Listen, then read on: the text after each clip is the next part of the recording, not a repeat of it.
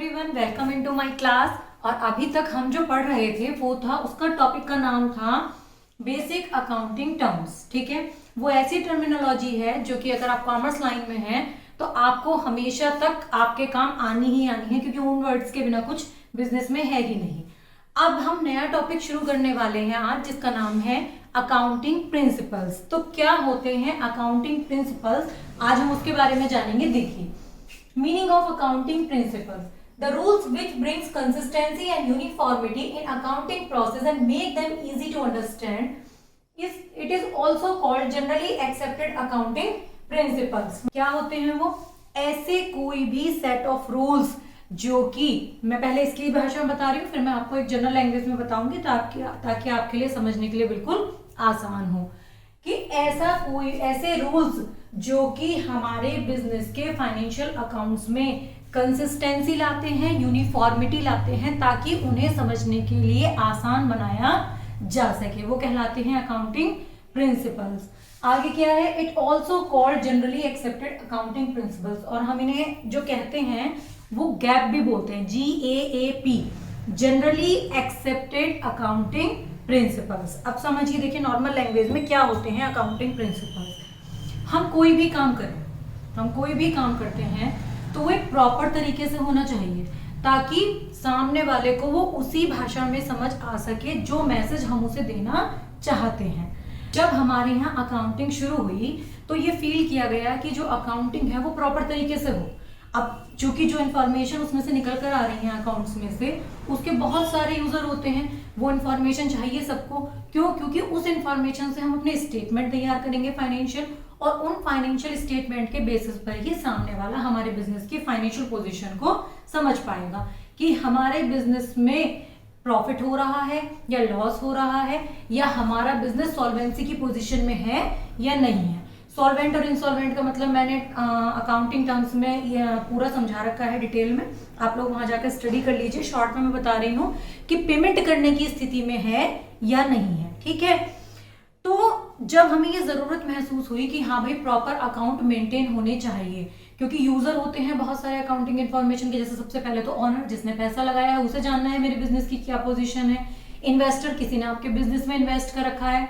Creditor, जिनसे आपने उधार माल ले रखा है या उधार पैसे ले रखे हैं, तो वो लोग, या फिर सरकार जिनको आप टैक्स पे कर रहे हैं। तो सबको ये जानकारी चाहिए होती है कि आपने जो अकाउंट मेंटेन किए हैं वो प्रॉपर इंफॉर्मेशन दे रहे हैं या नहीं, क्योंकि उसी इंफॉर्मेशन के बेसिस पर वो आगे आपसे कोई कॉन्ट्रैक्ट या व्यवहार बिजनेस में रखेंगे। ठीक है, तो इन जरूरतों को देखते हुए कि जो यूजर्स हैं उनको सबको भी फाइनेंशियल स्टेटमेंट चाहिए, और फाइनेंशियल बिजनेस की फाइनेंशियल पोजीशन के लिए भी हमें फाइनेंशियल स्टेटमेंट की नीड है। तो धीरे धीरे डेवलप होते होते, मतलब जरूरत के हिसाब से बनाते बनाते एक स्टैंडर्ड लैंग्वेज बन गई, सेट ऑफ रूल्स बन गए, जिनको हम अकाउंटिंग प्रिंसिपल्स के नाम से जानते हैं, और उन्हें हम GAAP, गैप भी बोलते हैं, जनरली एक्सेप्टेड अकाउंटिंग प्रिंसिपल्स। ठीक है, अब आगे बढ़ते हैं कि कितने तरीके के अकाउंटिंग प्रिंसिपल्स होते हैं। जो जनरली इनको डिवाइड किया गया है वो 2 कैटेगरीज में किया गया है।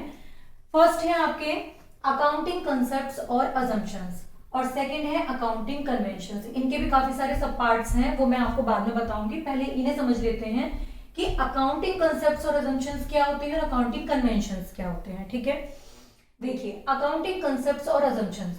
Concepts guide us how to record transactions, maintain account and preparing the financial statements to convey the same meaning to all people and it more meaningful। मतलब जो अकाउंटिंग कंसेप्ट्स हैं उनका जो मुख्य उद्देश्य है, जो मेन पर्पस है, वो ये है कि जो ट्रांजैक्शन आपने बिजनेस में किया, जो भी ट्रांजैक्शन, जो भी लेन देन आप अपने बिजनेस में कर रहे हैं, उसको प्रॉपरली रिकॉर्ड करना।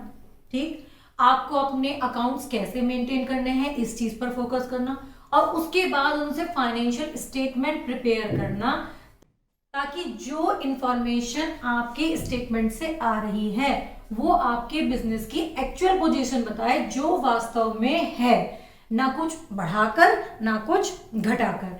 तो ऐसे कॉन्सेप्ट्स या ऐसी अजम्पशंस जो कि सेट ऑफ रूल्स पर बेस्ड हैं, और जो सारे जितने भी बिजनेस एंटरप्राइजेस होते हैं सबके द्वारा फॉलो की जाती हैं। ऐसा नहीं हो सकता कि आप इन कंसेप्ट्स को फॉलो किए बिना अपने अकाउंट्स मेंटेन कर लें। तो ऐसा सेट ऑफ रूल्स जिनकी नीड सभी एंटरप्राइजेस को होती है और जिसमें सभी अकाउंटेंट्स इनको फॉलो करते हैं अपने फाइनेंशियल जो स्टेटमेंट्स हैं उनमें यूनिफॉर्मिटी लाने के लिए, ताकि वो सही ट्रू एंड फेयर व्यू जो है वो आपको शो करें। तो वो कहलाते हैं आपके अकाउंटिंग कंसेप्ट्स और अजम्पशंस। इसके टाइप्स जो हैं वो भी मैं बाद में डिटेल में डिस्कस करूंगी। नेक्स्ट जो हमारा पार्ट है अकाउंटिंग प्रिंसिपल्स का वो है अकाउंटिंग कन्वेंशंस। देखिए, these are guidelines based upon general agreement और common consent among accountants during preparation of profit and loss account and balance sheet. Accounting conventions will be followed but there is no uniformity in the adoption of conventions in various enterprises. क्या हुई convention?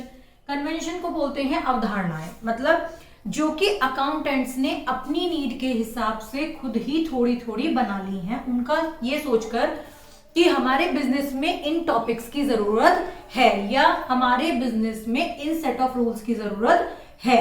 देखिए, जो business का main purpose होता है, overall conclusion निकल के आप कितना भी पढ़ लीजिए, सब चीजों का ओवरऑल कंक्लूजन निकल कर यही आना है कि हमारे बिजनेस की फाइनेंशियल पोजीशन क्या है, हमारे financial statement proper true and fair information दे रहे हैं या नहीं। तो जो अकाउंटेंट्स ने अपने हिसाब से जब वो काम कर रहे हैं, तो जो अलग अलग एंटरप्राइजेस में काम कर रहे हैं, तो सबकी अपनी अलग अलग सोच होती है।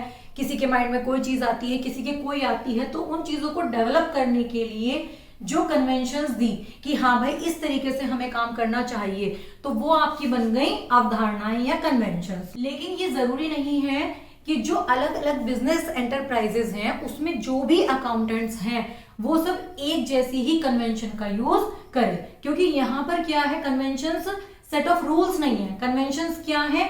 अकॉर्डिंग टू नीड, जो हमने सोचा कि हाँ हमें इसको फॉलो करना चाहिए।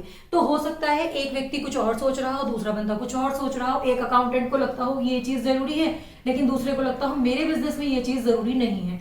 तो कन्वेंशंस का मतलब क्या हुआ कि जो अकाउंटेंट ने अपनी सहूलियत के हिसाब से डेवलप की, अपने हिसाब से कि हाँ हमें फॉलो करनी चाहिए या नहीं करनी चाहिए, this is based on the need of the business enterprise.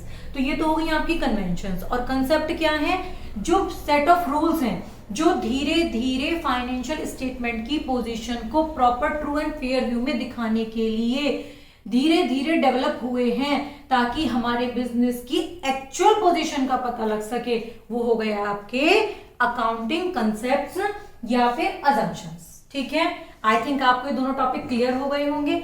अब मैं आपको यहाँ चार्ट और दिखा रही हूँ कि कितने टाइप्स के हमारे अकाउंटिंग कन्वेंशंस होते हैं और कितने हमारे कॉन्सेप्ट्स होते हैं। हम डिस्कस उनको अगली क्लास में करेंगे। तो स्टूडेंट्स देखिए, ये है हमारा अकाउंटिंग प्रिंसिपल का चार्ट। अभी मैंने आपको बताया कि अकाउंटिंग प्रिंसिपल दो पार्ट्स होते हैं उसके, एक अकाउंटिंग कन्वेंशंस और दूसरा है अकाउंटिंग कंसेप्ट्स। ठीक है, अब ये जो है इनके अकाउंटिंग कंसेप्ट्स के सब पार्ट है और यहाँ पर ये अकाउंटिंग कन्वेंशंस के सब पार्ट है। इन सबको मैं स्टेप बाय स्टेप एक एक करके आपको डिफाइन करूंगी ताकि आपके लिए समझना बिल्कुल आसान हो। आज सिर्फ आप ये चार्ट देखिए, नेक्स्ट क्लास में मैं आपको थोड़ा थोड़ा दो दो तीन तीन कॉन्सेप्ट हर क्लास में आपको क्लैरिफाई कर दूंगी। सो स्टूडेंट्स, आज के लिए बस इतना ही। Thank you so much.